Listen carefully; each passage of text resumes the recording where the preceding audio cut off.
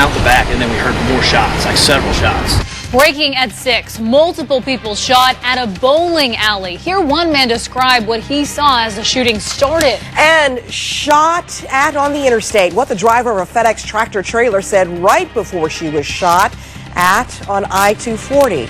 Multiple Jewish centers targeted in nearly a dozen states. 7 community centers had to be evacuated. What's being done right now for protection? First, Spencer Denton is live in the First Alert Weather Center to show us another day of warmer than winter temperatures, but clouds are moving in, right, Spencer? Yeah, later today we will see those clouds roll in for some parts of the Mid-South. Right now we're at 56 degrees here in the Bluff City, but it is much colder to the north. It's only 43 in Blytheville and 42 in Dyersburg, and you can see evidence of that colder air trying to sink in this morning, indicated by the blue colors there. Northeast Arkansas and northwest Tennessee still holding on to the low to mid 50s across parts of North Mississippi. Sunshine early on, but then clouds build up, especially along and south of I-40.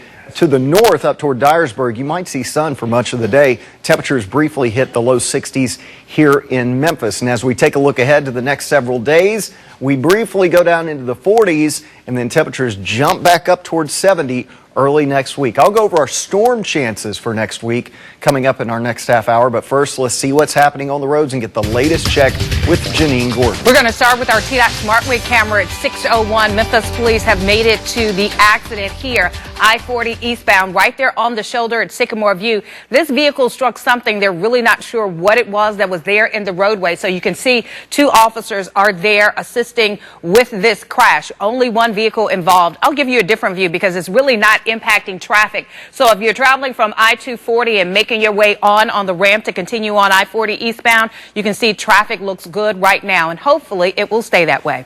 I'll continue to keep my eyes on the roadways to keep you safe this Wednesday morning. Coming up on 6:02, breaking news, 3 people shot after someone opened fire at a bowling alley in East Memphis. It all started around 11:30 last night at Billy Harwick's All-Star Lanes on White Station Road. WMC Action News 5's Jerica Phillips joins us live from there. She spoke to one man who saw it all. Jerica?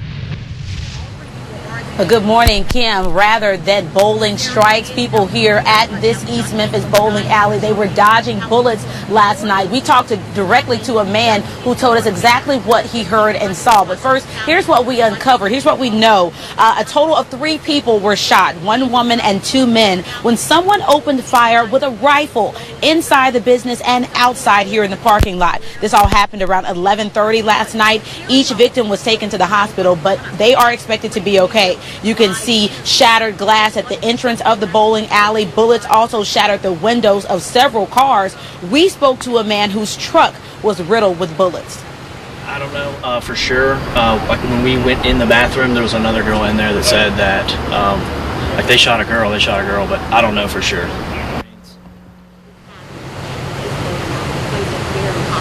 Witnesses tell us a group of people came in and out of the bowling alley several times, and that last time they went out and they came back in and opened fire. So this is all under investigation, an ongoing investigation. We do not know the motive, and we do know that no one is in custody at this hour. This is a developing story that we will continue to follow and bring you the latest breaking news. We're now reporting live in East Memphis, Jerica Phillips, WMC Action News 5. All right, Jerica, 6:03 now. Even more breaking news. A truck driver who drives for FedEx Ground and her husband were forced to pull over after a bullet flew through their windshield. It happened shortly after midnight on I-240 westbound near Getwell.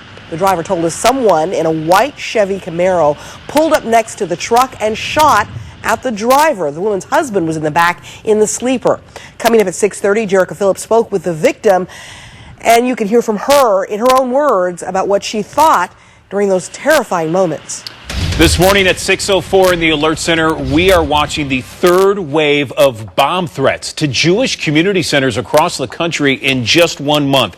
At least 13 different Jewish community centers in 11 states had to be evacuated due to these threats. This is video from Milwaukee and New York. These threats came in between 10 in the morning and noon, targeting these community centers. As I mentioned, 11 states. It's now being investigated by the FBI. And in response to this latest wave of bomb threats against these Jewish community centers, these centers have now expanded security. They've expanded security training as well that will coordinate with the FBI and local law enforcement agencies, as well as Jewish groups in that area. By the way, the Jewish community centers throughout the Mid-South were not affected in this wave of threats.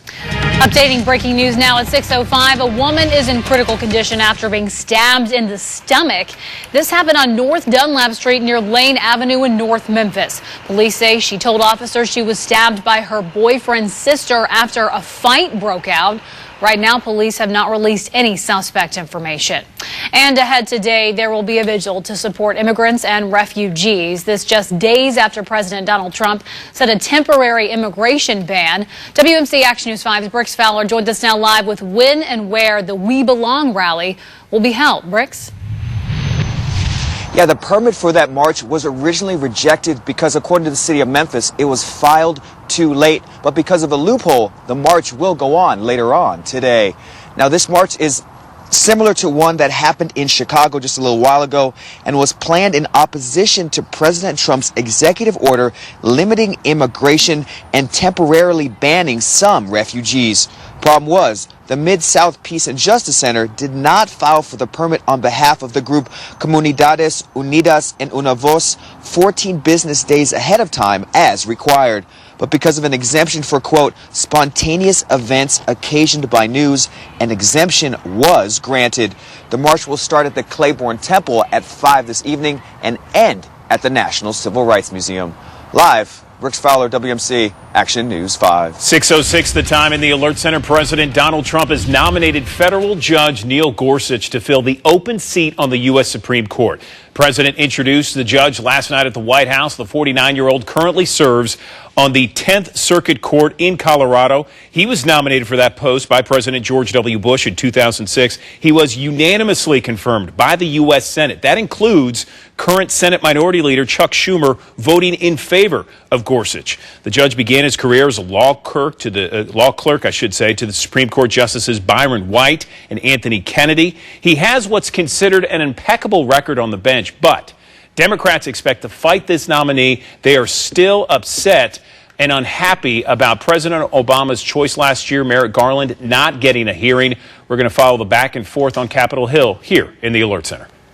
Well, it's 6:07 now. New details this morning. It appears the Dakota Access Pipeline is moving forward. Last week, President Donald Trump directed all federal agency reviews and approvals for that project be expedited. North Dakota senators say the Army Corps of Engineers were directed to proceed with the easement to cross beneath Lake Ohi. A Senate spokesperson says it appears the easement may be approved within days. The Dakota Access Pipeline is nearly complete. 6:07, East Tennessee lawmakers will meet privately with Governor Haslam's administration to push for more money from the state. This is to help recover from last year's destructive Gatlinburg wildfires, which caused an estimated $1 billion in damage. The governor's budget proposal includes $10 million for wildfire recovery, but one lawmaker said he wasn't sure that money would be specifically dedicated to Sevier County. No word on the exact amount being sought. 4 people were killed and more than 530 homes and businesses were destroyed or damaged in a deadly South Mississippi tornado last month. And now you have a chance to help in their recovery. All day today, WMC Action News 5's sister station in Hattiesburg is holding a fundraiser, Pine Belt Strong. You can join us in being first to care, first to serve by calling 1-844-281-5609 between 5 this morning until 11 o'clock tonight. For additional ways to donate, log on to our website or our mobile app for details.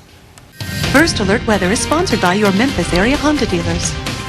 Time now, 6:08, weather and traffic every 7 minutes. We're looking at temperatures as we go through the day. The next 12 hours, we'll see readings in the 50s to low 60s through 10 or 11 o'clock, but the clouds will be on the increase. They'll develop later this morning into the afternoon hours, and temperatures will start to slide down back into the 50s later this evening as well. The best chance of cloud cover is from Memphis down to the south and north Mississippi, and there's even a shower chance. I'll show you who has the best chance at an isolated shower heading into tonight coming up. But first, let's see what's happening on the roads again and get the latest check with Janeen Gordon. Well, as you make your way on out the door, there's still an accident being worked by Memphis police sitting on the right shoulder, but they're partially blocking the right lane, I-40 eastbound there at Sycamore View. As you travel from Macon, you can see Sycamore View approaching I-40 is also starting to slow. And speaking of slowing, we'll travel across town because right here eastbound on Lamar Highway 78 before you make it to Shelby Drive, 11 miles an hour. And speaking of Shelby Drive, as you're making your way out of Hickory Hill westbound there to Lamar, 21 miles an hour. Let's go live to our T-Dot SmartWay camera so you can see those flashing lights. Hopefully will slow you down and allow you to move over if you can. Remember, when emergency crews are working an accident or there, you want to move over. If not, at least slow down. Be careful. We're only 4 days away from the New England Patriots and Atlanta Falcons taking on each other at Super Bowl 51. And this morning, we're sending a high five to this Mid-South native who will be seen in a new ad. Memphian Lil Buck is starring in this ad for the new Lexus LC 500. This 60-second spot is narrated by actress Minnie Driver and features the single Move Your Body by singer Sia. Look for this commercial during the second quarter of this Sunday's game. Robbed and beaten. What popular area of town became a frightening scene for one Mid-South woman? Plus, save on vacation. Experts break down 5 creative ways to save on your next big trip. And is your car safe? 2 plug-in hybrids have been named as some of the safest vehicles for 2017. We'll tell you what they are next. 6:11, the time.